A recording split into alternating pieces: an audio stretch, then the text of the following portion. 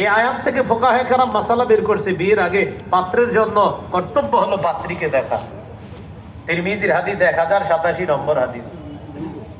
রাসূলুল্লাহ সাল্লাল্লাহু আলাইহি সাল্লামের সাহাবী মুগীরা ইবনে শুবা রাদিয়াল্লাহু তাআলা নবীজি তাকে বললেন, উনজুর ইলাইহা, মুগীরা, যে মেয়েটাকে বিয়ে করবা তার দিকে দেখবা, তাকে দেখবা, মেয়েটাকে দেখবা বিয়ের আগে।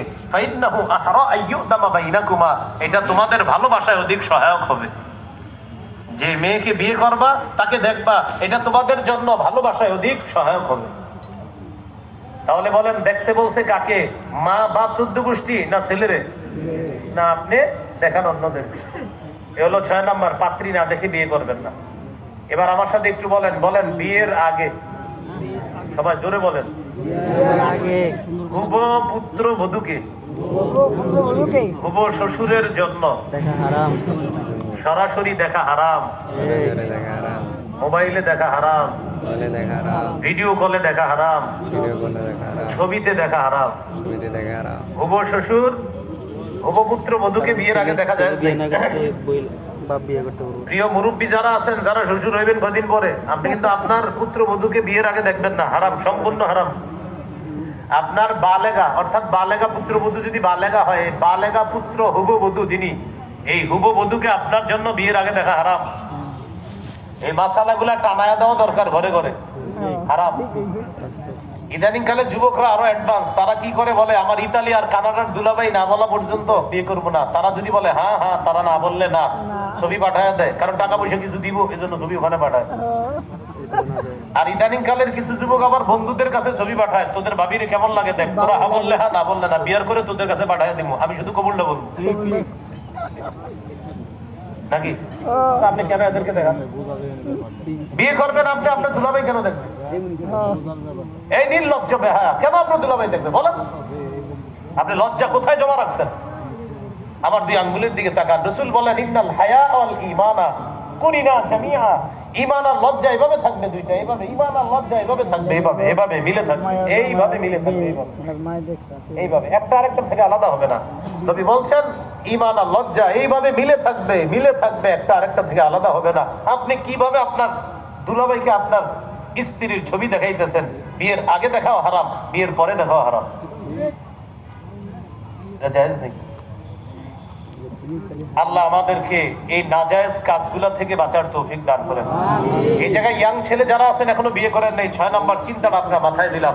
আপনি যে মেয়েকে বিয়ে করবেন, আপনার পক্ষের পুরুষের মধ্যে শুধু আপনার জন্য দেখবেন, আপনি দেখবেন। আপনার পক্ষের 14 গোষ্ঠীর নারীদেরকে নিতে পারেন, কিন্তু পুরুষ শুধু আপনি, অন্য কোনো পুরুষ যাবে না। পুরুষ শুধু আপনি, অন্য কোনো পুরুষ যাবে না। আল্লাহ অনেক বরকত দিবে এই বিয়েতে ইনশাআল্লাহ। আপনি সমাজের কুসংস্কার গুলাকে আপনি পরিহার করেন, আপনি আল্লাহর পথে চলেন, ইনশাআল্লাহ আল্লাহ আপনাকে উন্নতি দান করবে। এবার শোনেন ইদানিং কালের দুলাভাই আর শাশুড়ির কথা। শ্যালকের স্ত্রী দুলাভাইকে চা বানায় না দিলে দুলাভাই কষ্ট পায়। পুত্র বধূ, ওনার উপরে আবার শাশুড়ি রাগ করে। কেন শাশুড়ি রাগ করে? আমার মেয়ের জামাই সামনে যদি তুমি একটু চা নিয়ে যাইতো, আমার মেয়ের ঘরটা সুন্দর থাকতো, একটু সামাজিকতা রক্ষা করলে কি হইতো? আমার সাথে বলেন, সবাই বলেন, অসামাজিক কাজকে বলেন সামাজিকতা বলা, অশ্লীলতা, বেহায়াপনা, মূর্খতা, বলেন যার সন্তান তৈরির নীল নকশা। এটা কি সামাজিকতা না অসামাজিকতা? আপনি অসামাজিক কাজের নাম দিচ্ছেন সামাজিকতা, মানে কি? আল্লাহ আমাদেরকে হেফাজত করেন। তাহলে কেউ যদি কখনো এরকম যারে দেখা হারাম আর এটার নাম যদি সামাজিকতা দেয়, আপনি বলবেন, প্রিয়, এটার নাম সামাজিকতা না, এটার নাম অশ্লীলতা, এটার নাম বেহায়াপনা, এটার নাম অসামাজিকতা। সামাজিকতা হলো সুন্নাহ মোতাবেক একটা মেয়েকে বিয়ে করা। সামাজিকতা হলো একটা মেয়েকে সম্মানের সাথে একটা ছেলে ঘরে নিয়ে আসা। সামাজিকতা হলো আমার স্ত্রীকে যাদের জন্য দেখা হারাম তারা না দেখা, এটা সামাজিকতা। অসামাজিকতা হলো আমার স্ত্রীকে যারা দেখা হারাম, এই মানুষগুলা তাদের দেখার নাম অসামাজিকতা, সামাজিকতা না। মনে থাকবি নি? ঠিক শুধু প্যান্ডেলে নিচে না বাইরে গেল? আল্লাহ বাহিরেও মনে রাখার তৌফিক দান করে। এ হলো 6 নাম্বার, পাত্রী আপনি দেখবেন, বাস। 7 নাম্বারটা আমার সাথে বলেন, বলেন পাত্রী দেখার নাম করে এক রুমে ছাদের উপরে পার্কে, রেস্টুরেন্টে, একান্তে দুইজন সাক্ষাৎ সম্পূর্ণ হারাম। সম্পূর্ণ কি? এক রমে পাত্র পাত্রীরে বসায় দিছে, তারা একটু ওকে হোক ফ্রি হোক, তারা কি হোক ফ্রি হোক ওকে হোক, হারাম জায়েজ নাই। পাত্রের সাথে মাহরাম থাকবে, পাত্রীর সাথে মাহরাম থাকবে, বাস। পাত্র যিনি, আপনি যে মেয়েকে দেখতে যাবেন আপনার সাথে আপনার মা বোন যারা আছে তাদেরকে নিয়ে যান, যেন আপনার মা, আপনি যে মেয়েটাকে দেখবেন আপনার বোনেরা ওই মেয়েটাকে আপনার সামনে নিয়ে আসবে, বাস। এই সাহস করা যায় ইনশাআল্লাহ? তো ওই মেয়ে আপনার সামনে আসবে, তখন আপনি তাকে আপনি দেখে নিবেন, আলাদা এক রুমে বৈশা না। সহিহ বুখারী 3006 নম্বর হাদিস, রাসূলুল্লাহ সাল্লাল্লাহু আলাইহি সাল্লাম বলেন, লা ইয়াখলুওয়ান্না রাজুলুন বিইমরাআ, কোন পুরুষ যেন কোন নারীর সাথে নির্জনে সাক্ষাৎ না করে। তিরমিজির 1171 নম্বর হাদিস, লা ইয়াখলুওয়ান্না রাজুলুন বিইমরাআ ইল্লা কানা সালিসাহুমা শাইতান, কোন পুরুষ যদি কোন নারীর সাথে নির্জনে সাক্ষাৎ করে তাদের তৃতীয় জন শয়তান। তাহলে বলেন তো, একটা ছেলে আর একটা মেয়ে এক রুমে আছে, আমরা তাদেরকে ফ্রি হওয়ার জন্য বসায় দিলাম, এখানে দুইজন না তিনজন? তৃতীয় জনের নাম? আল্লাহ আমাদেরকে কথাগুলো মনে রাখার তৌফিক দান করেন। এই হলো 7 নাম্বার। 8 নাম্বার, যে মেয়েকে দেখতে যাবেন এই মেয়ে যেন কৃত্রিমতা প্রদর্শনকারী না হয়, আর আপনিও কৃত্রিম ভাব দেখাইবেন না। কৃত্রিমতা কি? মেয়ে মেট্রিক পাস, মেয়ের পরিবার কইছে অনার্স পাস। মেয়ে শুধু আপনার মাদ্রাসায় 3 জামাত পড়ছে, মেয়ের পরিবার বললো সে মাওলানা, দাওরা পাস। ছেলে আপনি শুধু হাফেজ, কিন্তু আপনি বাড়ায় বললেন আপনি মাওলানা, আপনি মাওলানা, আপনি বাড়ায় বললেন আপনি মুফতি ও মুহাদ্দিস। এইটা কৃত্রিমতা, বাড়িয়ে বলবেন না। আপনি যা তা, মেয়ে যা তা, বাস, এটা বাড়িয়ে বলবেন না। এটাকে বলে কৃত্রিমতা প্রদর্শন না করা। সহিহ মুসলিমের বর্ণনা, রাসূল সাল্লাল্লাহু আলাইহি সাল্লাম বলেন, কানাত ইমরাআতুন কাসীরাতুন ফি বনি ইসরাঈল তামশি মা ইমরাআতাইনি তাওয়ীলাতাইন, বনি ইসরাইলের এক খাটো নারী দুইজন লম্বা মহিলার সাথে হাঁটতো। তাহলে বলেন তো, দুইজন লম্বা মহিলা একজন খাটো, মোট কয়জন? এই 3 জন যখন হাঁটতো, খাটো মহিলাটা যিনি, এখন সে তার দিকে অন্যরা তাকায়, তারে দেখতে নিজের কেমন জানি একটু মনে হয়, কারণ খাটো। এবার এই মহিলা কি করলো? ফাত্তা ফাতা তিনি ঝেলেই নিবিন খাসাব, 2টা কাঠের পা বানাই, 2টা কাঠের কৃত্রিম পা বানাই। এবার ওই কাঠের পায়ের মধ্যে উঠা সে নিজের লম্বা বানাই। এখন 3 জন রাস্তায় হাঁটে, এখন 3 জনেই লম্বা। এখন আপনারা বলেন আসল লম্বা কয়জন, নকল লম্বা কয়জন? এখন নকল লম্বা যিনি, উনি আজব কালক ধরা খাবেনি, এটা নিষেধ। তুমি কেন নিজেরে যা এর চেয়ে বেশি দেখাইতে যাও তুমি? এই জন্য যেই মেয়েকে আপনি দেখতে যাবেন, প্রিয় কন্যার অভিভাবক, আপনি আপনার কন্যাকে যেদিন দেখাবেন সেদিন পার্লার থেকে সাজায় আনবেন না, কারণ পার্লার থেকে সাজিয়ে কন্যাকে দেখানো এটা এক ধরনের ধোঁকা, প্রতারণা। ওই ছেলে দেখা বলবে, লাভ ভাই আজকে আমি বিয়ে করবো, বিয়ে কইরা পরের দিন কয় দেখলাম কি আনলাম কি। বিয়ের আগে উচিত ছিল বাবা। এই হলো 8 নাম্বার, কৃত্রিমতা প্রদর্শনকারী হবে না। আল্লাহ আমাদেরকে বোঝার তৌফিক দান করেন। 9 নাম্বার, যে মেয়েকে আপনি বিয়ের প্রস্তাব দিবেন বা আপনার কাছে বিয়ের প্রস্তাব আসবে, আসার পর 4টা করণীয়। আপনি অফিসে আছেন, আপনার মা বাবা ফোন দিয়ে বলছে বাবা তোমার জন্য একটা মেয়ের বিয়ের প্রস্তাব আসছে, আপনি শোনার সাথে সাথে এটা ফেসবুকে দিবেন না, কাউরে জানাবেন না। 4টা কাজ করবেন। সহিহ ইবনে হিব্বান 4040 নম্বর হাদিস। উকতুমিল খিতবা, 1 নাম্বার প্রস্তাবটা গোপন করবেন। 2 নাম্বার তাওয়াদ্দু, ওযু করবেন। ফাহসিন উযু আকা, সুন্দরভাবে ওযু করবেন। 3 নাম্বার ওয়াসাল্লিমা কাতাবাল্লাহু লাকা, যতটুকু আল্লাহ সাধ্যে আপনার রাখে, যতটুকু আল্লাহ আপনাকে তৌফিক দেয় নামাজ পড়বেন। 2 রাকাত, 4 রাকাত, 6 রাকাত, 8 রাকাত, যা পারেন। 4 নাম্বার আল্লাহকে বলবেন আল্লাহুম্মা ইন্নাকা তাকদিরু ওয়া লা আকদিরু, আল্লাহ আপনি সক্ষম আমি অক্ষম। ওয়া তা'লামু ওয়া লা আ'লামু, আল্লাহ আপনি জানেন আমি জানি না। ওয়া আনতা আল্লামুল গুয়ুব, আল্লাহ আপনি অদৃশ্যের সব খবর রাখেন। এই কথা বলার পর আপনি আল্লাহকে বলবেন, আল্লাহ আমার মা বাবা মাত্র একটু আগে আমাকে একটা মেয়ের ব্যাপারে বলছে, আল্লাহ আমারে বলতেছে মেয়েটা খুব ভালো, কিন্তু আপনি জানেন আসলে ভালো কিনা মেয়েটা। আল্লাহ এই মেয়ে যদি আমার জন্য কল্যাণকর হয় তাকে আমার স্ত্রী হিসেবে ব্যবস্থা করে দেন। ওয়াইন কানা ফি গায়রিহা খায়রা, যদি এই মেয়ে ছাড়া অন্য কোনো মেয়ে আমার জন্য কল্যাণকর হয়, এই মেয়েটি আমার জীবন থেকে সসম্মানে দূরে সরায় দেন। অন্য যে মেয়েটা কল্যাণকর ওই মেয়েকে আমার জীবনে নিয়ে আসেন। মেয়েও 4টা কথা আল্লাহকে বলবে। 1 নাম্বার ওই মেয়ে প্রস্তাবটা গোপন রাখবে, বান্ধবীদেরকে বলবে না। 2 নাম্বার ওযু করবে, 3 নাম্বার নামাজ পড়বে, 4 নাম্বার আল্লাহকে বলবে। শুধু এই ছেলের জায়গায় মেয়ে এই কথাটা বলবে, আল্লাহ একটি ছেলের ব্যাপারে আমার মা বাবা আমার কানে দিয়েছে, আল্লাহ এই ছেলেটি আমার জন্য স্বামী হিসেবে যদি কল্যাণকর হয়, আপনি তাকে আমার জীবনে ব্যবস্থা করে দেন। আর যদি এই ছেলে ছাড়া অন্য কোনো ছেলে আমার জন্য কল্যাণকর হয়, তাকে সসম্মানে দূরে সরাইয়া দেন, অন্য ছেলেকে আমার স্বামী হিসেবে আপনি ব্যবস্থা করে দেন। এই হলো প্রস্তাব কানে আসার পর 4 কাজ। 10 নাম্বার, মাশাআল্লাহ বিয়ের প্রস্তাব দেওয়ার পর এবার ফাইনাল হয়ে গেছে, বিয়ে হবে, ধরে নেন বিয়ে হবে, দেখা দেখি হয়ে গেছে, বিয়ে হবে। বিয়ে হবে যখন চূড়ান্ত হয়, তখন বিয়ের আগে মোহরানার কথা আলোচনা করবেন। বিয়ের আসরে যাওয়ার আগে, আবার বলছি আমি, বিয়ের আসরে যাওয়ার আগে মোহরানার কথা সেরে ফেলবেন। আপনার সামর্থ্য যত টাকা তত টাকা মোহর দিবেন, বাড়ায় বললেন না। খায়রুস সাদাকি আইসারু, ওই মোহর সর্বোত্তম মোহর, যে মোহর দেওয়া ছেলের পক্ষে সহজ হয়। বিয়ের আগে ছেলে পক্ষ মেয়ে পক্ষ বসে আলোচনা হয়েছে, তাদের মোহরানা 2 লাখ ধরে নেন। একটা ছেলের মোহরানা দিবে 2 লাখ, সে বলছে স্বর্ণ 1 লাখ দিবে আর 1 লাখ টাকা নগদ দিয়ে দিবে, এইভাবে আলোচনা হয়েছে।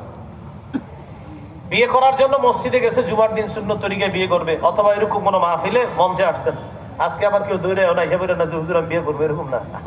এই মাহফিলে বিয়ে করতে হলে আগের থেকে মহতাম হিসেবে জানাইতে হবে যে হুজুর আগামী বছর কিন্তু আপনাকেও মাহফিলে আমি বিয়ে করবো, এটা বইলা দিন হুজুর, তাহলে হুজুরের একটা প্রস্তুতি আছে।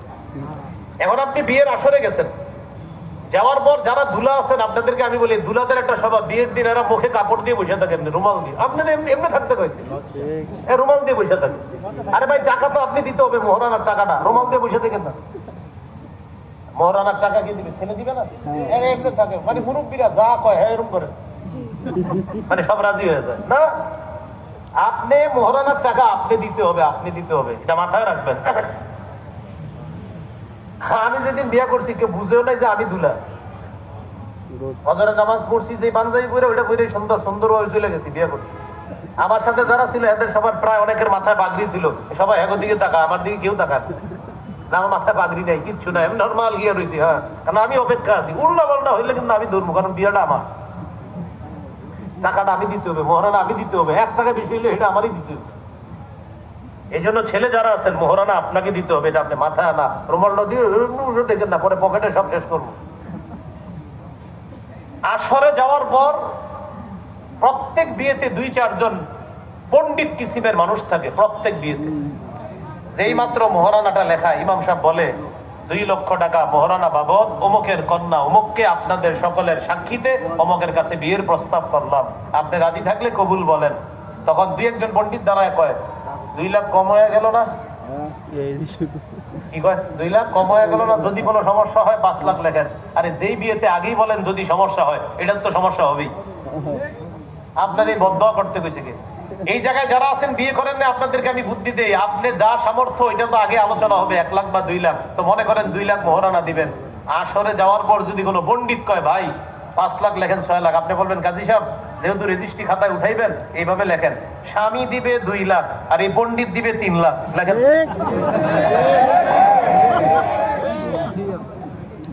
স্বামী দিবে কয় লাখ আর বাকি 3 লাখ কে দিবে? ওই পণ্ডিত, কারণ উনি যেহেতু বলতেছে এইভাবে, আপনি দিয়ে না, মনে থাকবেন ইনশাল্লাহ। এই জন্য বিয়ের আসলে যারা ছেলে আছেন দুলা, আপনি তো দুলা ভাই, আপনি এত শরমের কি ছেলে মানুষ, থেকে না রোমান রোমান সারা সুন্দরভাবে গিয়ে বুঝাইবেন দুলা আমি, হ্যাঁ টাকা আপনার দিতে হবে, মাথায় রেখেন কথাটা, এটা কিন্তু গুরুত্বপূর্ণ কথা, টাকাটা আপনার দিতে হবে। এই জন্য আপনি ওইভাবে থাকলে হবে না। সূরা নিসার 4 নম্বর আয়াতে আল্লাহ বলেন, আতুন নিসা সাদুকাতিহিন্না নিহলা, স্বাচ্ছন্দ্যে স্ত্রীর মোহরানা আদায় করে দিবা, স্বাচ্ছন্দ্যে। তাহলে মোহরানা আদায় করার দায়িত্বটা আল্লাহ আপনাকে দিতেছে, এটা আপনি মাথায় রাখেন। সূরা নিসার 24 নম্বর আয়াতে আল্লাহ বলেন, আতুহুন্না উজুরাহুন্না ফারিয়দা, স্ত্রীর মোহরানাটা ফরজ হিসেবে আদায় করে দিবা, এটা দায়িত্ব। সহিহ বুখারীর বর্ণনা, আল্লাহ রাসূল বলেন, আহাক্কুমা আওফাইতুম মিনাশ শুরুত আন তুফু মাস্তাহলালতুম বিহিল ফুরুজ, এই পৃথিবীতে যত শর্ত আছে, যে শর্তের মাধ্যমে তোমরা অন্যের মালিক হও, এর মধ্যে সবচেয়ে আদায় যোগ্য শ্রেষ্ঠ শর্ত হলো যেই শর্তের মাধ্যমে একটা নারীর মালিক হও তুমি, সেই শর্তের নাম হলো মোহরানা। বলেন সেই শর্তের নাম কি? তাহলে মোহরানাটা বলেন আমার সাথে, আদায় যোগ্য, বলেন শ্রেষ্ঠ শর্ত। আবার বলেন আদায় যোগ্য শ্রেষ্ঠ শর্ত। তাহলে মোহরানা দিতে অনেক ছেলেরা ভাবে কি, আরে একটা লেখেন, দিলে দিলাম না দিলে নাই। না, আপনি যা পারবেন এটাই লিখবেন। আর আপনাদেরকে আমার পার্সোনাল পরামর্শ, কবুল বলার আগেই মোহরানা দিয়ে দিবেন। হবু শ্বশুর যিনি আপনি পরে আপনার শ্বশুর হবে, কবুল বলার পর বলবেন স্বর্ণে এত আর ডাইরেক্ট এত, এই পুরাটা উসুল করে দিলাম, সবার সামনে একদম সাহস করে দিয়ে দিবেন, না পুরোটা দিয়ে দিলাম, শেষ। এবার কবুল বইলা বিবির নিয়ে চলে যাবেন, কিনা নিয়েছি, শেষ। মনে থাকবেন ইনশাল্লাহ। এই হলো 10 নাম্বার, মোহরানাটা আগে আদায় করবেন। 11 নাম্বার, ইমাম সাহেব আপনাদের জন্য দোয়া করবে, বারাকাল্লাহু লাকা ওয়া বারাকা আলাইকা ওয়া জামা বাইনাকুমা ফি খাইর। আল্লাহ তোমার জীবনে বরকত দান করেন, আল্লাহ তোমাদের দাম্পত্য জীবন সুখময় বানায়া দেন। এটা 11 নাম্বার। 12 নাম্বার, স্ত্রীকে নিয়ে আপনি নিয়ে আসবেন বাড়িতে। বাসর রাতে আপনার স্ত্রীকে সাজায় আপনার ঘরে পাঠায়া দিবে আপনার দেওয়া উপহার দিয়ে। এটা সুন্নাহ, বুখারীতে আছে। সফিয়া রাদিয়াল্লাহু তাআলা আনহাকে উম্মে সুলাইম রাদিয়াল্লাহু তাআলা আনহা সাজিয়ে আল্লাহ রাসূলের বাসর ঘরে পাঠাইছে। 13 নম্বর, আপনার স্ত্রী আপনার ঘরে প্রবেশ করার পর আপনি সামনে দাঁড়াবেন, তিনি পিছনে দাঁড়াবে, 2 রাকাত নামাজ পড়বেন। 14 নাম্বার, নামাজের পর তার মাথায় এই জায়গায় কপালে অথবা মাঝের মাঝখানে হাত রেখে আপনি বলবেন, আল্লাহুম্মা ইন্নী আসআলুকা খায়রাহা, আল্লাহ এই মেয়ের মধ্যে যত কল্যাণ আমি সব চাই, ওয়া আউযু বিকা মিন শাররিহা, এই মেয়ের মধ্যে যদি কোনো অকল্যাণ থাকে এগুলা থেকে আমি পানা চাই। এগুলা কিন্তু আপনি আদায় করেন, এই 14 নাম্বার। এবং এগুলা কবে শিখবেন? বিয়ের আগেই শিখে নিবেন। আপনি মনে করেন বিয়ে করবেন আগামী 5 মাস পরে, মাদ্রাসার মুতাইম সাহেবের কাছে পরামর্শ নেন, হুজুর আমি তো একটা জীবনের গুরুত্বপূর্ণ সিদ্ধান্তে যাইতেছি, আর এই বিন হাবিব বয়ানে যা বলছে হয়তো বেশি বলতে পারে নাই, আপনি আমারে আরো বিস্তারিত একটু বুঝাইয়া দেন, বিয়ের আগে আমার আরো কি কি জানতে হবে। মাদ্রাসা আলেমদের কাছে আসেন, মসজিদের ইমাম সাহেব খতিব সাহেবের কাছে আসেন। আমি তো আজকে সংক্ষেপে বললাম, আরো অনেক বিষয় জানা যেটা আপনি বিয়ের আগে জানতে হবে। এই হলো 14 নাম্বার। 15 নাম্বার, বাসর রাতের পরে আপনি খুশিতে কি করবেন? অলিমা খাওয়াবেন। অলিমা কালকে বা পরশু এরকম অলিমা খাওয়াই দিবেন। অলিমায় আপনার পক্ষের লোকেরাও খাবে, মেয়ের পক্ষের লোকেরাও আপনার বাসায় খাবে, বা আপনি যেখানে অলিমার অনুষ্ঠান করেন। সহিহ বুখারী 5168, 5154, 5072, 5169 সবগুলো অলিমার হাদিস। রাসূল সাল্লাল্লাহু আলাইহি ওয়াসাল্লাম তার সব বিবিদের অলিমা করছে। হাদিসে নবী বলেন, আউলি মালাউ বিশাতিন অলিমা, সামর্থ্য কম থাকলে একটা বকরি দিয়ে হলেও করবা, কাটবেন। আপনাদেরকে একটা পরামর্শ, আল্লাহ রাসূল সফিয়া রাদিয়াল্লাহু তাআলা আনহার অলিমায় সুস্বাদু হালুয়া রাখবেন। তাহলে আপনি আপনার অলিমায় হালুয়া রাখতে পারেন, যে আমি গরু রাখবো, খাসি রাখবো, জর্দা রাখবো, আবার সুস্বাদু হালুয়া। মানে যারা বিয়ে করেন না এখন আর কি, এদেরকে বলতেছে আপনারা, আপনারা আবার সবাই দেখি আবার আপনারা বিয়ে করাবেন বাচ্চাদেরকে, আর যারা বিয়ে করছেন করেন নাই তাদেরকে বলছেন। সবাই এমন আগ্রহ নিয়ে তাকায় রয়েছে, মনে হয় যে হুজুর আমি তো অলিমাটা এখনো করি নাই, এইভাবে আপনি যদি বলতেছেন তো কি করা। আঙ্গুরে দাওয়াত দিয়ে হয় যে কি করা, হুজুররা এটা করতে গেলে আবার বহুত টেনশনে পড়তে পারেন না। অলিমার মধ্যে আল্লাহ রাসূল সফিয়া রাদিয়াল্লাহু তাআলা অলিমা করতে, হাইসিন, হাইসিন অর্থ হলো এক ধরনের ছাতু দিয়ে ওই জামানায় সুস্বাদু একটা হালুয়া এটা রাখতো, বানানো হতো। তা আপনি জর্দা রাখতে পারেন, সুস্বাদু একটা হালুয়া সুন্নাহ হিসাবে রাখতে পারেন অলিমার মধ্যে। এই হলো 15 নাম্বার, অলিমা করা। অলিমার দাওয়াত কাদেরকে দিবেন? আবু দাউদের 4832 নম্বর হাদিসে আসছে, লা ইয়াকুল তাআমাকা ইল্লা তাকিয়ুন, তোমার খাবার যেন ভালো মানুষ ছাড়া অন্যরা না খায়, তোমার খাবার ভালো মানুষরা যেন খায়। তাহলে অলিমায় দাওয়াত দিবেন ভালো ভালো মানুষগুলাকে চিহ্নিত করে। এলাকায় প্রবীণ মুরব্বী আছে অনেক, দেখবেন নামাজি, 5 ওয়াক্ত নামাজ পড়ে, এরা এই জাতীয় মানুষগুলারে দাওয়াত দেওয়ার চেষ্টা করবেন। অলিমার ক্ষেত্রে যে বিষয়টা মনে রাখা, বুখারীর 5177 নম্বর হাদিস, এই হাদিসটি সবাই মনে রাখবেন। হাদিস মনে রাখতে পারলে আলহামদুলিল্লাহ, যদি না পারেন কথাগুলো মনে রাখেন। নবী বলেন, শাদরুল ওলিমা, সবচেয়ে নিকৃষ্ট ওই অলিমা, ইউদআ লাহাল আগনিয়া ওয়া ইউতরাকুল ফুকারা, যে অলিমায় শুধু ধনীদেরকে দাওয়াত দেওয়া হয়, গরিবদেরকে ভুলে যাওয়া হয়। যে অলিমায় শুধু ধনীদেরকে দাওয়াত দেয় আর গরিবদেরকে ভুলে যায়, এটা সবচেয়ে নিকৃষ্ট অলিমা। এই জন্য বাস্তবেই ঢাকা শহরের আশেপাশে মাশাআল্লাহ আপনারা থাকেন, গরিব আত্মীয় স্বজন আর মনে পড়ে না। ফুফাতো ভাই গরিব, মামাতো ভাই গরিব, খালাতো ভাই গরিব, খালাতো বোন গরিব, খালায় গরিব, মামায় গরিব, দাওয়াত দেয় না। খালায় ফোন দিছে, মামায় ফোন দিছে, কিরে বাজান বিয়ে নাকি করছো? মামা ইন্না লিল্লাহ, আম্মা আপনারে বলে নাই? আম্মা যে কি ভুলটা করছে, আম্মারে এতবার বলছি মামারে ফোন দিয়ে, ভুলটা করছে। এর কথা হলো তিনি ঢাকা শহর থাকে, এখন তার আলাদা একটা স্টেজ আছে, আলাদা একটা পেস্ট্রিজ আছে, প্রস্তুতি আছে। এখানে আমার ফুফাতো ভাইয়েরা আসবে একটু খেত খেত টাইপের দেশ গ্রামে কৃষি কাজ করে, না না এদেরকে আসলে এটা পরিবেশ নষ্ট হবে, ছি ছি এই কাজ করেন না, এই কাজ করেন না। আপনার বাড়িতে যারা ভিক্ষা করতে আসে ওদেরকে অলিমার দাওয়াতটা দিবেন এইভাবে, এই শোনো আগামী অমুক তারিখে আমার বাড়িতে তোমার দাওয়াত। আর দাওয়াত মানি দাওয়াত তো প্রায় সময় জুমার দিন খাওয়ার, না না অন্যদিন জুমার দিন তো তুমি আমার ঘরের দরজার সামনে বসে খাও, ওই দিন ওরকম না, তুমি তোমার পরিবার সহ একদম অতিথি হিসেবে সাইজা গুইজা আমার বাড়িতে আসবা, ওই দিন অতিথিদের সাথে বসেই দাওয়াত খাবা। এইভাবে গরিবরে একদিন খুশি করে দেন, জান্নাত ওয়াজিব হয়ে যাবে। আপনার বাসায় যে গরিবরা আছে বলে এরকম অলিমা না, শুধু যে কোনো দিন আপনি একদিন বলবেন আগামী শুক্রবার জুমার পর সপরিবারে আমার ঘরে তোমার দাওয়াত, সাহস করে একদিন খাওয়ার। ভিক্ষুক যারা ওদেরকে বলেন আমারে দাওয়াত দিলে আপনি যেই যে আইটেম গুলা করতেন যে হুজুর আপনি আসবেন এই আইটেম, ঠিক ওই গরিবের দাওয়াত দিয়েও আপনি একদম ওরকম আইটেমই করবেন। হঠাৎ খুশি করে দেন, হঠাৎ খুশি, হঠাৎ খুশি, হঠাৎ খুশি কাউরে করা বিনিময় জান্নাত। সে তো বিশ্বাসও করবে না, কি রে ভাই আমার জন্য এরকম 11টা 12টা আইটেম, আমি তো ভিক্ষুক, সে তো বিশ্বাসই করবে না। কিন্তু আপনি তার এই বিশ্বাস করবে না যেটা অবিশ্বাসটাকে বিশ্বাসের রূপ দিবেন। রাসূল সাল্লাল্লাহু আলাইহি সাল্লাম বলেন সবচেয়ে নিকৃষ্ট ওই খাদ্য যেখানে শুধু ধনীদেরকে ইনভাইট করা হয় আর গরিবদেরকে ছেড়ে দেওয়া হয়, ভুলে যাওয়া হয়। এগুলো আমরা করবো না। আমার গরিব আত্মীয় স্বজন, আমার ধনী আত্মীয় স্বজন সবাইকে আমি এক পাল্লায় মাপবো, সবাইকে আমি এক জায়গায় বসে খাওয়াবো। আমার গরিব আত্মীয় স্বজন, আমার ধনী আত্মীয় স্বজন একসাথে বসে খাবে, যেমন মসজিদে গরিব ধনী একসাথে নামাজ পড়ে এইভাবে একসাথে বসে খাওয়াবো। এই মানসিকতা লালন করা, এটা হলো অলিমা। মনে থাকবেন ইনশাআল্লাহ। সর্বশেষ একটা কথা বলি, কেউ হাসবো না, আমরা মাসালা সংক্রান্ত কথা, কেউ হাসবো না, শ্রদ্ধার সাথে শোনেন। স্বামী স্ত্রী পবিত্র একটা সম্পর্ক আছে, ওই পবিত্র সম্পর্কের পর যদি গোসল ফরজ হয়, গোসল ফরজের পর তারা যদি চায় যে আমরা পরে গোসল করবো আর একটু ঘুমাই, সেক্ষেত্রে ওযু করে ঘুমাবেন। গোসল ফরজের পর সাথে সাথে যদি চান যে ঘুমাবো পরে গোসল করব, তাহলে ওযু করে ঘুমাবেন। সহিহ বুখারী 288 নম্বর হাদিস। আম্মা জান আয়েশা সিদ্দিকা রাদিয়াল্লাহু তাআলা আনহা বলেন নবীজির উপর গোসল ফরজ হলে আল্লাহ রাসূল ওযু করে ঘুমাইতেন, আল্লাহ রাসূল ওযু করে ঘুমাইতেন, পরে ঘুম থেকে উঠে গোসল করতেন। আবু দাউদের 4180 নম্বর হাদিসে আছে 3 ব্যক্তির কাছে ফেরেশতারা আসে না, এর মধ্যে একজন হলো আল জুনুবু ইল্লা ইয়াতাওয়াদ্দা, যার উপর গোসল ফরজ তার কাছে ফেরেশতা আসে না।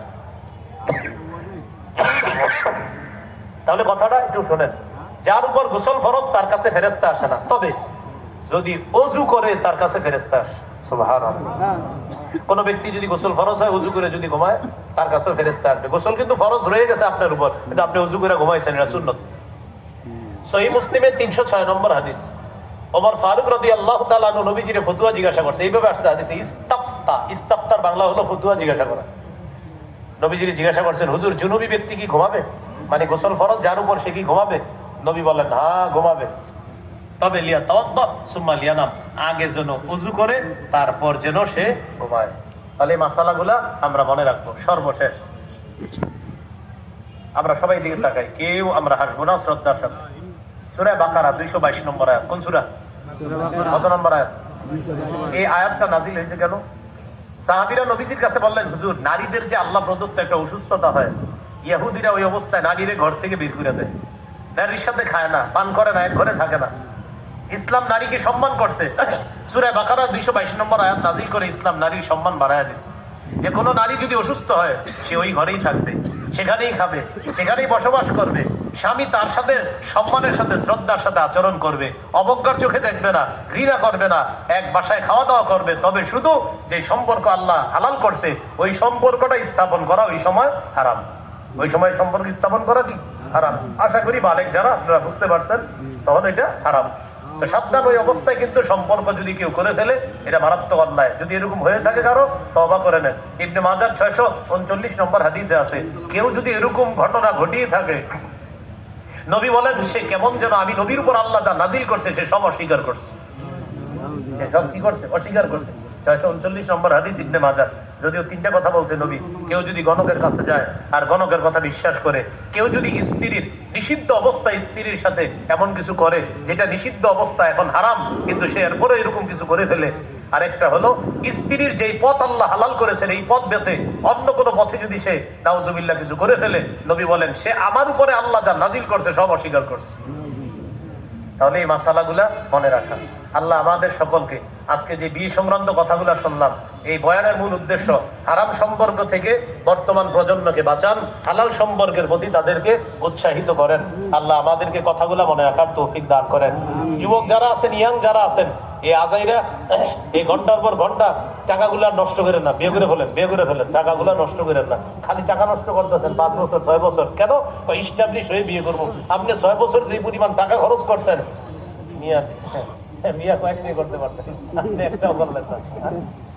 আপনি এই যে 5-6 বছর এতগুলা টাকা নষ্ট করছেন, 14 ফেব্রুয়ারির গিফট, 31 ডিসেম্বরের গিফট, 2 ঈদের গিফট, এরকম গিফট দিতে দিতে দিতে দিতে যেই পরিমাণ টাকা নষ্ট করছেন, আপনি বিয়ে করতে পারতেন। এজন্য বিয়ে করে ফেলেন, এই অবৈধ সম্পর্ক করেন না, বৈধ সম্পর্কের দিকে আগান। আল্লাহ আমাদের যুব সমাজ, তরুণ তরুণীদেরকে অবৈধ পথ থেকে হেফাজত করে হালাল সম্পর্কের দিকে আগ্রহী হওয়ার তৌফিক দান করেন। এখন আপনাদের কাছে একটা আবদার, সেটা হলো তাদের মাহফিলটা মাত্র এশার নামাজের পরে আনুষ্ঠানিকভাবে ভালোভাবে শুরু হয়েছে। এই জন্য এই মাহফিলের সৌন্দর্যতা হলো আপনারা যে সুন্দর করে বসে আছেন, এটা হলো সৌন্দর্যতা। অসৌন্দর্যতা হলো আমি উঠার পরে আপনারা উঠাউঠি করা, এটা হলো অসৌন্দর্যতা। এই জন্য আজকের জন্য মুসাফা করা দরকার নাই। আপনাদের সবার জন্য আমার দোয়া রইল, আপনাদের সাথে যেন আল্লাহ জান্নাতে দেখা করায় দেয়। এই জন্য এই সুন্দর দোয়াটা করে দিলাম। আজকে মুসাফা প্রয়োজন নাই, সবাই যেভাবে বসে আছেন এভাবে সুন্দর করে বসে থাকেন। অনেক আলোচক এখনো আলোচনা করা বাকি আছে ইনশাআল্লাহ। ওই যে ব্যস্তপুরী সাহেব আমার পরিচিত মানুষ, কিন্তু উনি অনেক সুন্দর আলোচনা করে নাই তো এখনো? হ্যাঁ, উনি অনেক সুন্দর আলোচনা করে। দেখবেন কি সুন্দর সুন্দর ভাবে আপনাদেরকে এই জায়গায় উনি আটকা রাখবে, অনেক সুন্দর সুন্দর কথা বলে। এই জন্য আমরা উঠবো না। আল্লাহ আমাদের সকলকে আজকে যে আলোচনাগুলো শুনলাম করলাম, আল্লাহ আমাদেরকে বৈধ পথে এগিয়ে অবৈধ পথ পরিহার করার তৌফিক দান করেন। আমিন। আসসালামু আলাইকুম ওয়া রাহমাতুল্লাহি ওয়া বারাকাতুহু। উঠাউঠি করেন তো আল্লাহর